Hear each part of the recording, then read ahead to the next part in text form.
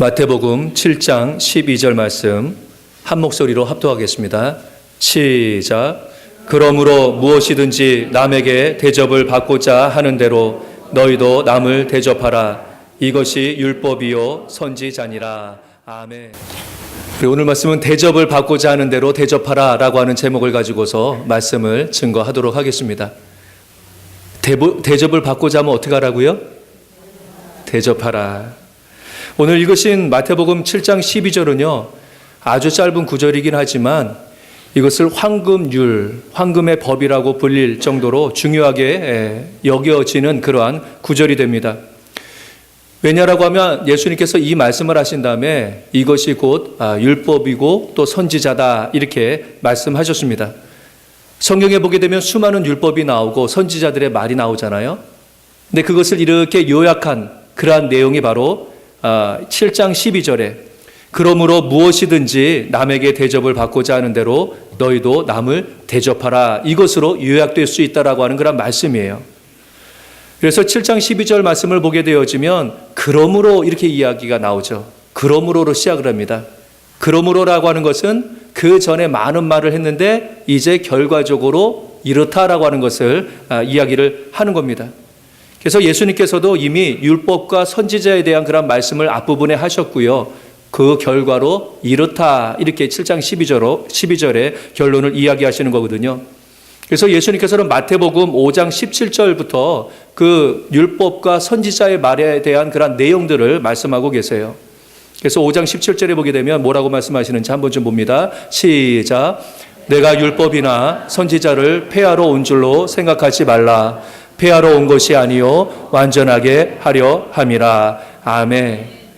그러니까 5장 17절서부터 예수님께서 들려주시는 이제 산상수훈의 말씀이거든요. 그 내용은 바로 율법과 선지자들의 말씀인데 그것도 이제 완전하신 율법과 선지자의 그러한 말씀 가르침을 지금 예수님께서는 전하고 계셨다라고 하는 것이고요. 7장 12절에 보게 되어지면 이제 율법과 선지자의 말 전체를 요약해서 바로 이 말씀으로 축약을 한 겁니다. 그러니까 가치로 매기자면 참 그게 귀한 거죠. 그 많은 말씀들을 이 한 절로 요약을 한 것이니까요. 그래서 7장 12절의 말씀, 그래서 성경 말씀을 믿는 이들은 이 말씀을 정말 황금같이 귀한 것으로 여기면서 그것을 명심하고 또 그 말씀대로 따라야 되는 것이죠. 그러면 7장 12절의 내용이 무엇이기에 그렇게 귀한 말씀일까? 그것은 다른 사람을 어떻게 대해야 되는지 그것에 대한 그런 말씀입니다. 다른 사람을 이렇게 대해야 된다. 이 말씀을 이 황금률로 우리에게 주신 거죠. 우리가 예수님을 믿을 때에 관계의 변화가 일어나게 되어집니다. 예수 그리스도를 믿게 되어지면 하나님과의 관계가 이루어지게 되고요. 또한 동시에 또 다른 사람들을 어떻게 대해야 될지 그 관계의 변화도 일어나게 되어지죠. 우리가 예수님을 믿게 되어지면 바로 하나님과 관계를 이루게 되고 내가 하나님을 어떻게 대해야 되는지 그것에 대해서도 또 깨달아지게 되어지죠. 뿐만 아니라 사람과의 관계도 마찬가지입니다. 그전에는 사람의 관계가 이렇다라고 할지라도 이제 예수님을 믿고 하나님의 말씀대로 따라가게 되어지면 사람들과의 관계도 변화가 되어야지 되는 것이죠. 그래서 7장 12절의 말씀도 예수님은 율법과 선지자들의 말씀을 요약하시면서 다른 사람들을 그러면 어떻게 대해야 되는지 이것에 대해서 말씀하고 있습니다. 그러니까 믿음 생활함에 있어서요, 다른 사람들을 제대로 대하는 것, 이거 참 중요하다라고 하는 그런 말씀이에요. 우리 모두는 어떻습니까? 다른 사람들이 날 잘 대접해 주기를 원하죠. 날 잘 대우해 주기를 원합니다. 아마 여기 계신 분 중에서 나는 함부로 막대해도 돼. 뭐 이런 분 안 계실 거 아니에요. 다른 사람이 나를 다 잘 대접해 주기를 원하고 있는 것이죠. 근데 오늘 말씀을 이렇게 보게 되어지면 좀 잘못 해석할 만한 그런 여지가 좀 있어요. 그것은 무엇이냐라고 하면요. 다른 사람을 잘 대접하는 이유가 내가 다른 사람에게 잘 대접받기를 위한 목적으로 이해가 될 수도 있어요. 그래서 give and take라고 그러잖아요. 어떤 사람에게 주면 그것을 돌려받으려고 하는 그런 목적으로 다른 사람에게 뭔가를 대접하는 그러한 것으로 해석될 수도 있습니다. 많은 사람들이 이러한 이해를 가지고서 사람들과의 관계를 맺을 때가 많이 있어요. 그래서 때로는 나는 다른 사람에게 잘 대해줬는데 그 상대방이 그것에 준하는 대우를 제대로 해주지 못하게 되면 괜히 서운합니다. 그리고서 관계가 틀어지게 되어지죠. 또한 상대방을 이렇게 볼 때에 나에게 별로 도움이 되지 못하고 유익을 줄 만한 사람이 아니다라고 생각하면 또 그 사람을 별로 관계 맺고 싶지 아니하는 그러한 일들도 있게 되어지죠. 근데 7장 12절의 말씀은 give and take의 그러한 의미 속에서 읽혀지는 그러한 말씀이 아니에요. 이 말씀은 그냥 내가 어떻게 사람을 대해야 되는지, 하나님께서는 내가 어떻게 사람을 대하기를 원하시는지 그것에 대한 가르침이 되는 겁니다. 뭘 받고 이러한 관계 속에서가 아니라 내가 사람을 어떻게 마땅히 대해야 되는지 이것에 대한 가르침이 7장 12절의 말씀이 되는 거예요. 그래서 다른 사람이 나를 어떻게 대해 줬으면 좋겠다라고 하는 그러한 것을 가지고서 나도 그 사람에게 대해줘라라고 하는 겁니다. 남편은 아내를 대할 때에 아내가 나에게 이렇게 대해줬으면 좋겠다라고 하는 그 모습대로 아내를 대해주라라고 하는 거예요. 남편도 마찬가지입니다. 또 직장에서도 이 동료가 나를 이렇게 대해줬으면 참 좋겠다 이렇게 생각하는 대로 그 동료에게 대우를 하라라고 하는 것이죠. 그러니까 이 말씀대로 사람을 대하다 보게 되면요, 내가 상대하는 사람이 남이 아니라 곧 내 자신이 될 수 있다라고 하는 것을 깨닫게 되어지는 것이죠. 상대방을 나라고 여기면서 그 사람을 잘 대하게 되는 것이니까 그런 것입니다. 상대방을 나의 모습이라고 여기게 되면 그 상대방에 대해서 무시할 수가 없는 것이죠.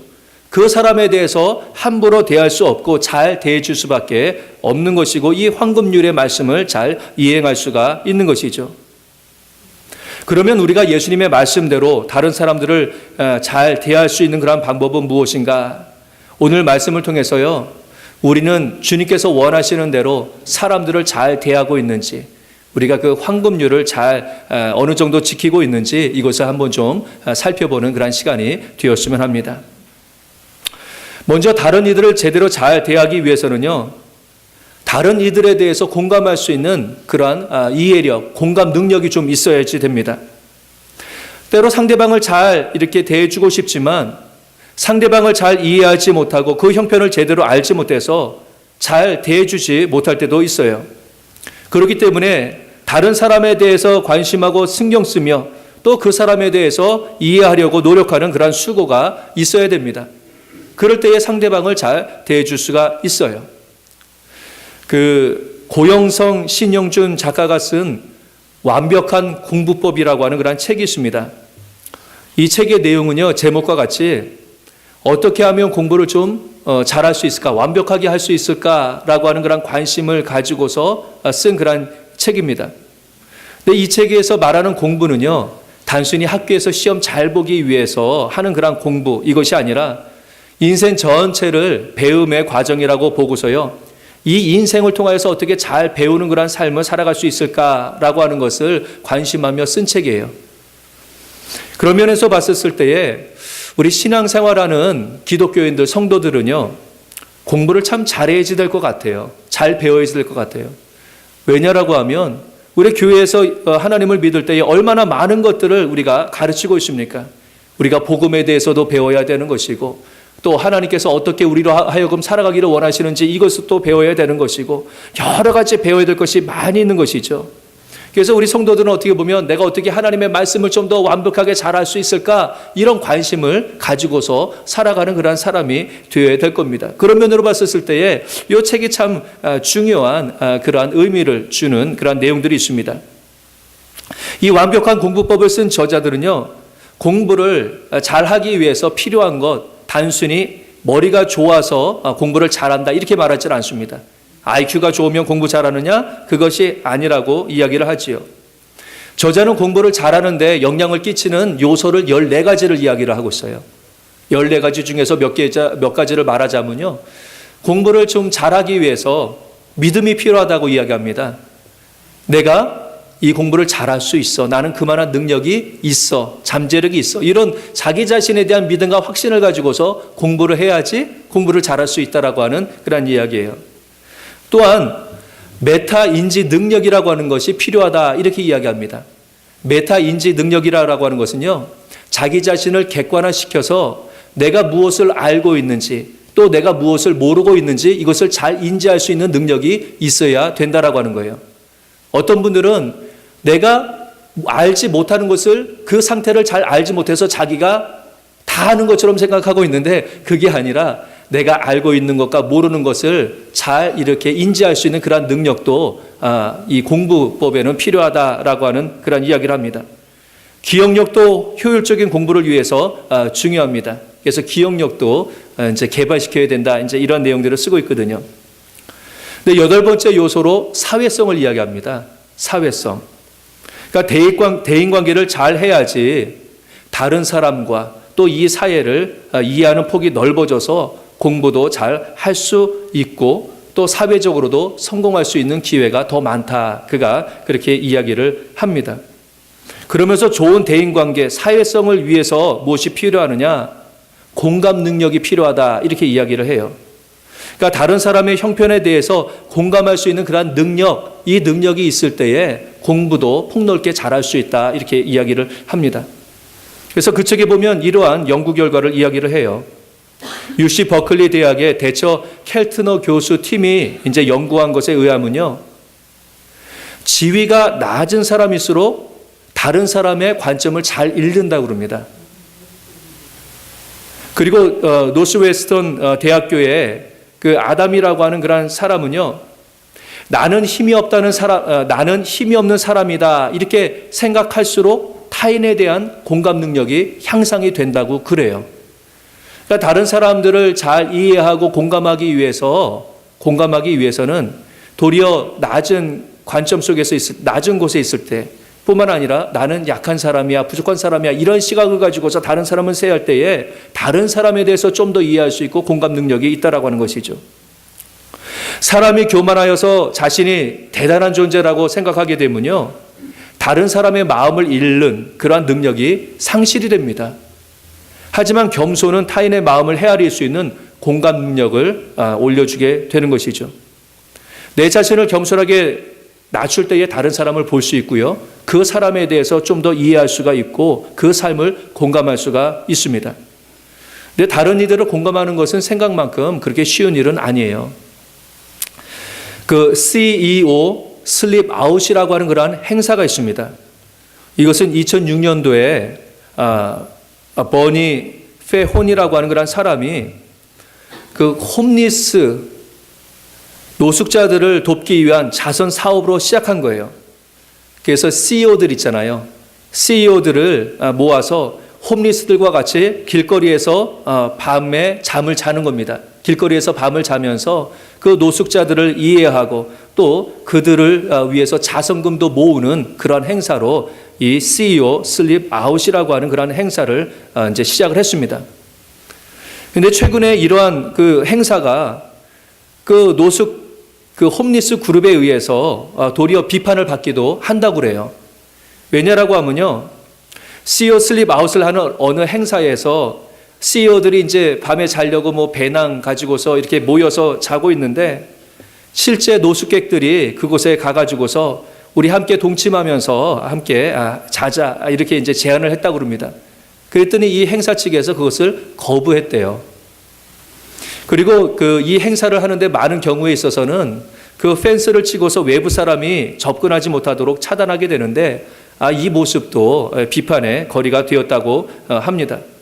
그러니까 CEO들이 그 한 회사를 경영하는 그 CEO, 높은 그런 사람들이 홈리스를 이해하고 그들을 도우려고 노력해서 그 일을 하긴 하지만 정말 실제적으로 자기 자신들을 아주 낮추어서 그 노숙객과 같이 자기가 되고 또 그들과 같이 공감대를 형성하는 것, 이게 참 어려운 일이다라고 하는 것을 우리가 볼 수가 있는 것이죠. 그런 면에서 너희도 남을 대접하기 위해서 이렇게 낮아지는, 공감하기 위해서 낮아지는 모습을 가장 잘 실천하신 분이 누구냐라고 하면 예수님인 것을 볼 수가 있어요. 사실 예수님은 이 땅의 CEO들과는 비교할 수 없는 지극히 높으신 그런 분이지 않습니까? 그런데 예수님께서 이 땅에 오실 때에 자신의 모든 존귀와 영광을 다 버리시고서 사람의 육신을 입고서 이 땅에 오셨어요. 그래서 그 누구보다도 사람들에 대해서 잘 공감하시고 이해하시고자 하셨던 것을 볼 수가 있습니다. 뿐만 아니라 죽기까지 낮아지셔서 또 그 사역을 감당하셨던 것을 볼 수가 있지요. 그래서 히브리서 4장 15절에 보게 되면 예수님에 대해서 이렇게 말씀하지 않습니까? 우리에게 있는 대제사장은 우리의 연약함을 동정하지 못하실 이가 아니요 모든 일에 우리와 똑같이 시험을 받으신 이로되 죄는 없으시니라, 이렇게 말씀하고 있습니다. 그러니까 예수님은 사람들이 경험해야 될 경험들을 다 경험하신 그러한 분이다라고 하는 것이고, 사람을 잘 이해하시는 그러한 분이셨다라고 하는 것을 말씀하고 있습니다. 그런데 이 일이 어떻게 가능했느냐? 그 존귀하고 영광스러운 그 예수님께서 사람과 같이 가장 낮아지셨을 때에, 죽기까지 낮아지셨을 때에 사람들을 이해할 수 있었고요. 또한 사람들의 그 죄를 사해 주실 수 있었다라고 하는 그런 말씀이에요. 예수님은 우리가 죄인된 우리가 이렇게 있지만 우리를 대할 때에 마땅히 취급받아야 된 대죄인으로서의 그런 취급을 해 주시지는 않으셨다라고 하는 그런 말씀이에요. 사실 우리가 예수님의 입장에서 봤었을 때 얼마나 보잘것없는 하찮은 존재입니까? 죄도 짓고 죽어야 될 그런 존재인데, 그런데 예수님께서 사람들을 그렇게 대우해 주셨습니까?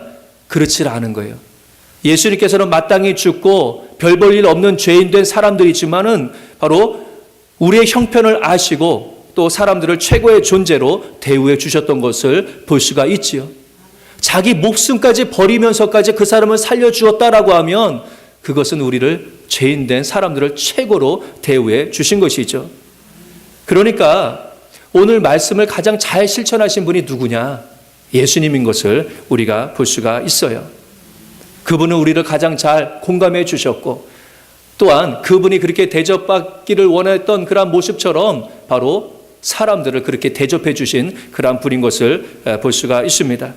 우리가 예수님처럼 그렇게 살아가기 위해서는요, 우리 자신을 낮추고 다른 사람들을 또 이해하고 공감할 수 있는 그러한 모습이 있어야 될 줄로 믿습니다. 아멘.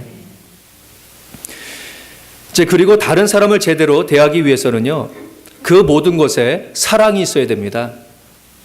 우리가 다른 사람들을 대할 때에 외형적으로는 잘 대해줄 수가 있어요. 그런데 율법과 선지자들의 가르침, 하나님의 가르침은요, 외적인 근거, 외적인 행위로 드러나는 것이 아니라 바로 이 사랑에 근거할 때에 바로 그 외적인 것들이 제대로 되고 있다라고 하는 것을 말씀하고 있어요. 예수님께서 마태복음 22장 40절에서도 오늘 말씀과 동일한 말씀을 하십니다. 이 두 계명이 온 율법과 선지자의 강령이니라, 이렇게 말씀하세요. 거기서도요. 그러니까 율법과 선지자들의 그런 모든 가르침을 두 가지로 요약하게 되어지면 바로 이 두 계명이다, 이렇게 말씀하시는데, 첫 번째는 내 마음을 다하고 목숨을 다하고 뜻을 다하여 주 너희 하나님을 사랑하라라고 하는 거예요. 그리고 내 이웃을 내 몸과 같이 사랑하라라고 하는 겁니다. 그러니까 이 하나님을 사랑하고 이웃을 사랑하는 것은 오늘 마태복음 7장 12절의 말씀과 사실은 연관된 그런 말씀이 되는 거예요. 그런 면에서 예수님은 바리새인들을 책망하셨어요. 그들이 외형적으로 봤었을 때는 경건한 것 같고 선한 것 같은데, 그런데 그것이 하나님을 사랑하거나 사람들을 사랑해서 한 행동이 아니기 때문에 그것에 대해서 책망을 하셨어요. 그 일례로 바리새인들은요, 다른 사람들을 구제할 때에 어떻게 했느냐라고 하면요, 회당이나 또 사람들이 많이 다니는 거리 이런 곳에서요, 나팔을 불었습니다. 나팔을 불어가지고서 구제할 만한 사람들 오라고, 그 사람들 보는 데서 오라고 이렇게 나팔을 불었습니다. 그러니까 가난한 사람들을 구제하는 일은 참 좋은 일이지요. 하나님께서 원하시는 일입니다. 그런데 그들이 구제하는 것을 보면 정말 그 가난한 사람들, 이 사람들을 사랑해서 그리고 그들을 자기 자신을 대하듯이 그렇게 하는 모습이었냐라고 하면 그것이 아니었다라고 하는 거예요. 옛날이나 지금이나 어떻습니까? 가난한 사람들, 도움이 필요한 사람들, 이 사람들을 도울 때에 그 사람들이 이 도움을 받으러 올 때 사실 어떻게 부끄러운 마음이 있죠. 그것에 대해서 좀 숨겨줄 수 있고 몰래 이렇게 도와줄 수 있는 그런 부분들도 있을 텐데, 바리새인들은 그것에 신경 쓰지 않았어요. 그냥 자신들이 남을 돕고 있다라고 하는 것, 이것을 드러내기 위해서 선한 일을 한다라고 하는 것을 드러내기 위한 그런 마음이 있었습니다. 다른 사람에 대한 그런 사랑의 마음이 아니라 자기에 대한 사랑을 가지고서 그 일을 했기 때문에 하나님께서는 그들을 책망하셨던 것을 보게 되어집니다. 눈에 보기에는 선하게 대하는 것 같고 선한 행위를 하는 것 같지만 그 마음속에 진정한 사랑이 없었기 때문에 예수님께서는 그들을 책망하셨던 것이죠. 다른 사람이 나에게 행해주기를 원하는 대로 다른 사람을 대해주는 거 아주 중요합니다. 그런데 이러한 일들을 할 때에 반드시 더해져야 될 것은 무엇이냐, 밑바탕이 되어야 될 것은 무엇이냐라고 하면 바로 사랑입니다. 사랑이에요. 우리가 흔히 율법주의, 율법주의자, 율법적이다 이렇게 이야기하면 어떤 일을 할 때에 어쩔 수 없이 의무적으로 형식에 얽매여서 하는 그런 행위를 말하지만 사실 성경에 나와 있는 모든 율법과 선지자 이런 가르침은요, 그 사랑을 기본으로 하는 것을 우리가 볼 수가 있습니다. 사랑하는 마음이 있을 때에 사실 하나님도 제대로 우리가 섬길 수 있고요. 또 다른 사람들도 제대로 대할 수가 있는 것이죠. 사랑이 있게 되어지면요, 다른 사람을 이해하려고 노력하고 공감하려고 노력을 하게 되어집니다. 그래서 그 사람에게 꼭 필요한 것으로 잘 대할 수 있게 되어지는데 사랑이 없으면 그렇지 않아요. 공감하려고 하지 않습니다. 이해하려고 하지 않습니다. 더욱더 그 간격이 벌어질 수밖에 없게 되는 것이죠. 사랑하게 되면 그 사람으로부터 대가를 바라는 것이 아니라 대가 없이도 헌신적으로 그 일들을, 선한 일들을 할 수가 있는 것이죠. 그렇기 때문에 다른 이들을 우리가 대할 때에 무엇보다도 그 사람을 향한 사랑, 애정이 있어야지 되는 것이죠.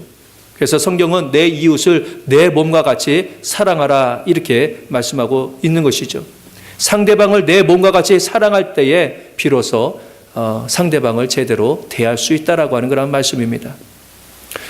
마지막으로 다른 이들을 대할 때에 하나님의 갚아주심을 기대하면서 다른 사람들을 대할 수 있어야 됩니다. 우리가 다른 사람을 내 몸과 같이 사랑하며 대하는 것은 상대방으로부터 잘 대접을 받거나 대가를 바라서 하는 것은 아니지요. 우리가 다른 이들을 잘 섬기지만 때로는 내가 베푼 것을 돌려받지 못할 때도 있습니다.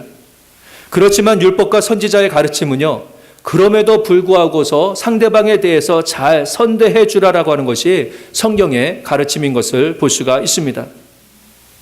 그런데 중요한 것이 있습니다. 사람으로부터는 우리의 선한 행동의 대가를 제대로 돌려받지 못할 수도 있어요. 그런데 그것을 누가 갚아주시느냐라고 하면 바로 하나님께서 그것을 갚아주신다라고 하는 그런 말씀이에요. 누가복음 14장 13절부터 14절에 보게 되면 이런 말씀이 있습니다. 한번 좀 읽어보도록 하겠습니다. 시작. 잔치를 배설하거든 차라리 가난한 자들과 병신들과 저는 자들과 소경들을 청하라. 그리하면 저희가 갚을 것이 없는 거로 내게 복이 되리니 이는 의인들의 부활 시에 내가 갚음을 받겠음이니라 하시더라. 아멘. 예수님은요, 다른 사람들을 대접할 때에 그 대접한 것을 갚을 수 없는 형편에 있는 사람, 그 사람들을 대접하는 것이 복이 되다 이렇게 말씀하고 있어요. 그러니까 인간적으로 생각해 보게 되면 내가 상대방이 아주 잘해줬는데 그 사람이 나에게 돌려줄 것이 하나도 없다라고 하면 그것이 복이 아니라 손해라고 여겨지게 되어지죠. 그런데 예수님은 그 반대로 말씀하세요. 도리어 내가 다른 사람을 선대해 줬는데 그 사람이 나에게 그대로 갚아줄 수 없을 때에 도리어 그것이 복이 된다 이렇게 말씀하고 있습니다. 왜냐라고 하면 바로 의인들의 부활 시에 그것을 갚은 바 되어진다라고 하는 겁니다. 바로 이것은 하나님께서 그것을 갚아주신다라고 하는 그런 말씀이에요. 우리가 이 땅에서 다른 사람에게 무엇인가를 잘 대접해 줬는데 그것을 그대로 돌려받지 못하는 그러한 어떻게 보면 인간적인 생각으로 봤었을 때 복이 되지 못하고 손해되어지는 그런 상황들이 있습니다. 우리 한국말에 배은망덕이라고 하는 말이 있지 않습니까? 어떤 사람에게 은혜를 잘 베풀어 줬는데 도리어 그것을 원수로 갚는 것을 일컫는 말이 있지 않습니까? 그러니까 은혜를 베풀어 줬는데 악한 것으로 그것을 돌려받을 때 얼마나 허망하고 실망이 되겠습니까? 그것을 복의 상황이다 이렇게 생각할 수가 있겠습니까? 아니죠. 이게 복이다 이렇게 생각할 만한 사람들은 별로 없을 거예요. 그런데 하나님께서 그 행위를 보시고서 사람이 그것을 갚아주지 못하지만 하나님께서 그것을 좋은 것으로 갚아주신다라고 하면 그것은 진정한 복이 되는 줄로 믿습니다. 그러니까 이것을 가르쳐 주시는 거죠. 잠언서 19장 17절에 보게 되면 가난한 자를 불쌍히 여기는 것은 여호와께 구워드리는 것이니 그의 선행을 그에게 갚아주시리라. 사람은 갚아주지 못하지만 누가 갚아주시느냐? 하나님께서 갚아주신다라고 하는 그런 말씀이에요. 우리가 이 땅에서 베푼 것에 대해서 그 대가를 거두지 못할 때도 있습니다. 많은 것을 베풀고 많은 좋은 것으로 사람들을 대해줬는데 그것을 돌려보지 못하는 그런 경우들도 있어요. 그런데 그것이 도리어 복이 된다라고 하는 말씀을 하고 계시는 거죠. 사람에게 갚은 바 되어지면 그게 별로 큰 복이 되질 않아요. 그런데 도리어 하나님께서 그것을 갚아주시면 그것이 더 큰 복이 되어진다라고 하는 그런 말씀입니다. 그러니까 상대방을 우리가 대할 때에, 다른 사람들을 이렇게 대할 때에 선하게 대해주는 것, 이것은요, 상대방이 그것을 갚아줄 능력이 있든지 없든지, 또 선욱으로 그것을 다시 갚아주든지 아닌 악한 모습으로 나에게 갚아주든지 그거 별로 상관할 일이 없어요. 사람들을 선대하는 그런 것은요, 사람에게 어떤 대가를 바란다든지 그것으로 우리가 어떤 만족을 누리려고 하는 것이 아니라 선행 자체, 다른 사람들을 나와 같이 여기면서 선하게 대해주는 그러한 자체가 하나님을 기쁘시게 해드리는 일이며 또한 하나님께서 그것을 갚아주시는 그러한 복된 일이 되는 줄로 믿습니다. 아멘. 그러니까 우리가 다른 사람을 선하게 베푸는 것은요, 전혀 손해볼 일이 아니라 도리어 복받는 그러한 일이 되는 것을 볼 수가 있는 것이죠. 말씀을 정리합니다. 우리가 사람을 어떻게 대하냐라고 하는 것은요, 우리 믿음 생활에 있어서 아주 중요한 그런 과제가 됩니다. 내 성경에서의 가르침, 이것을 유혹하자라고 하면요, 다른 사람을 대할 때에 무엇이든지 남에게 대접을 받고자 하면 너희도 남을 대접하라라고 하는 겁니다. 다른 사람이 나를 이렇게 대해 주었으면 하는 그대로 다른 사람에게 선하게 대해 주라라고 하는 그런 말씀이에요. 이러한 가르침은 듣기에는 쉽지만 실제로 그렇게 하기가 참 어렵습니다. 내 고집이 강하기 때문에 그래요. 내 주장이 강하기 때문에 그래요. 가정이나 교회나 사회 속에서 이것이 이루어지지 못하는 것도 그렇습니다. 내 주장이 강하고 또 내가 스스로 높다라고 생각하고 이러기 때문에 그러한 일들을 제대로 행할 수가 없는 것이죠. 하지만 우리가 상대방의 입장을 이해하고 공감할 때에 또 다른 이들을 잘 대할 수가 있는 겁니다. 사람이 높아지고 스스로 교만해지게 되면요, 다 상대방을 이해할 수 있을 만한 공감 능력이 떨어지게 되어지죠. 우리가 아직도 우리의 생각과 고집에 사로잡혀 있다라고 하면 우리가 상대방을 잘 대하고 있는가, 이것에 대해서 사실 의문을 가질 필요가 있어요. 우리는 예수님이 자신을 가장 낮은 곳에 두심으로 모든 사람들을 이해하시고 공감하셨던 그 모습을 볼 수가 있습니다. 예수님은 우리가 상대방을 이해하고 잘 대하기 위해 어떻게 낮아져야 하는지를 손수 보여주신 그러한 좋은 모범이 되어 주십니다. 예수님은 사람들을 이해하고 공감하기 위해서 스스로 낮아지셨고 또 예수님과 사람이 다르지 않다라고 하는 것을 사람으로 또 경험케 해주셨던 것을 볼 수가 있지요. 하지만 사탄은 정반대로 우리에게 시험을 줍니다. 우리가 서로 비슷한 존재, 같은 존재다 이렇게 생각할 수 있게끔 공감력을 만드는 그러한 일을 하지 못하도록 합니다. 그래서 사탄은 우리가 서로 다르다, 생각하는 것이 다르다, 우리 형편이 다르다, 그래서 서로를 이해하지 못하게 만들고 서로를 또 이간질하게 되어지는 그러한 일들을 만들게 되어지는 것이죠. 다른 사람에게 대해서 관심하고 공감하는 것이 다른 사람을 잘 대해줄 수 있는 그러한 또 비결인 것을 우리가 알아야 되는 것입니다. 그리고 모든 행함의 동기가 사실 사랑이 되어야 됩니다. 우리가 다른 이들을 사랑하지 못하면 잘 대해준다라고 하지만 그것이 위선이 되기가 쉽습니다. 그리고 우리가 다른 사람을 선하게 대할 때에 하나님의 갚아주심을 기대하면서 사람에게는 어떤 것도 기대하지 않고서 그냥 헌신적으로 대해주는 것이 필요합니다. 예수님은 우리가 다른 사람을 잘 대접하지만 그 대접한 것에 대해서 돌려받지 못하는 것, 이 상황이 도리어 복된 상황이다 이렇게 말씀하고 있습니다. 하나님이 갚아주시기 때문에 그런 것이죠. 간절히 원하기는요, 예수님께서 다른 사람을 어떻게 대해야 하는지에 관한 귀한 황금과 같은 율법을 우리에게 주셨는데 우리가 이 황금과 같은 그런 율법을 잘 실행함으로 말미암아서 이것을 황금과 같이 빛내게 하는 그런 삶을 좀 살아갔으면 좋겠습니다. 모든 율법과 선지자들의 가르침을 이루어 드릴 수 있는 그런 행함이 예수님께서 보여주셨던 그 황금률의 그런 모습들이 저와 여러분들에게 많이 나타날 수 있는 그런 사순절의 기간 또 우리의 삶이 될 수 있기를 주님의 이름으로 간절히 축원합니다. 아멘. 우리 눈을 감으시기 바랍니다. 우리가 하나님의 말씀인 율법과 선지자들의 말씀을 제대로 살아가고 있는지는 우리가 사람을 어떻게 대하고 있는지 그것을 통해서도 알 수가 있습니다. 다른 사람을 잘 대한다라고 하는 것은 내가 원하는 것을 다른 사람에게 강요하는 것이 아니라 다른 사람이 내게 해주기를 원하는 것을 다른 사람에게 행해 주는 겁니다. 그러기에 다른 이들을 잘 대하는 그러한 사람은요, 상대방이 나와 아주 다른 별개의 존재가 아니라 나와 같은 형편에 있구나 이렇게 생각하면서 공감하는 그런 사람입니다. 우리가 교만하고 독선적이어서 다른 이들의 형편을 제대로 이해하지 못하고 잘못된 일이 있다라고 하면 우리가 이것을 이 시간 회개할 수 있기를 바랍니다. 그렇게 함으로 내 가족이나 교인, 친구들에게 상처를 주었던 일들이 있었다라고 하면 그것을 우리가 살피고 또 구체적으로 더욱더 회개할 수 있기를 부탁을 드립니다. 그리고 우리가 다른 이들을 선하게 대할 때에 그것이 사람으로부터의 대가를 기대해서가 아니라 상대방에 대한 사랑과 하나님의 갚아주심을 믿는 믿음에 기초할 수 있기를 위해서 기도할 수 있기를 바랍니다. 그리고 우리가 지속적으로 황금률을 지킴으로 율법과 선지자의 말씀을 이루어 나가는 삶을 살아갈 수 있도록 주님 도와주십시오. 다 같이 합심해서 통성으로 기도 드리겠습니다. 할렐루야. 주님의 은혜로 인하여서 감사를 드립니다. 아버지 하나님, 주님께서 저희들 상대하실 때에 정말 아무것도 아닌 그런 존재입니다. 죄로 인하여서 죽을 수밖에 없던 그런 존재, 아버지, 하지만 주님께서 저희들에게 와 주셨고 또 가장 낮은 그런 자의 모습으로 오셔서 아버지 하나님 저를 또 공감해 주시고 또 저를 이해해 주시고 또 아버지 가장 존귀한 자로 취급해 주셔서 아버지 하나님 감사를 드립니다. 우리 주 하나님, 주 예수 그리스도와 같은 그런 모습으로 다른 사람들을 더 잘 섬기며 아버지 하나님의 말씀을 온전히 이루어드리는 그런 삶을 살아가기를 원합니다.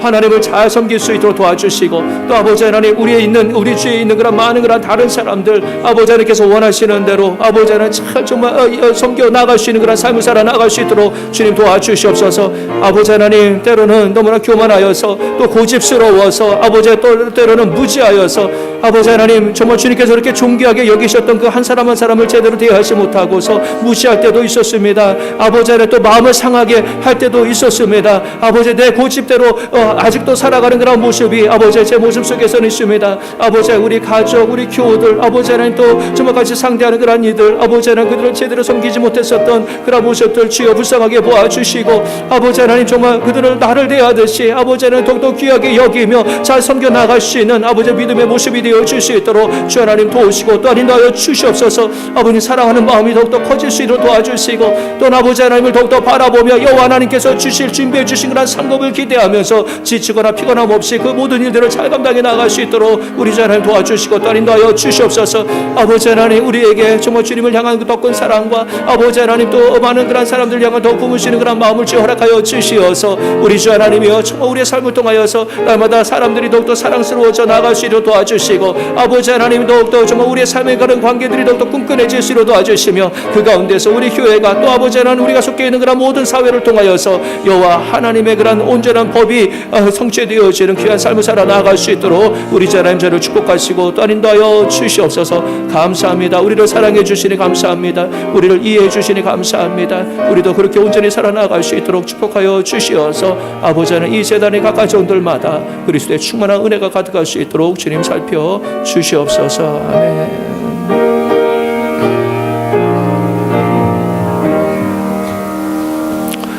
주님의 은혜에 감사드립니다.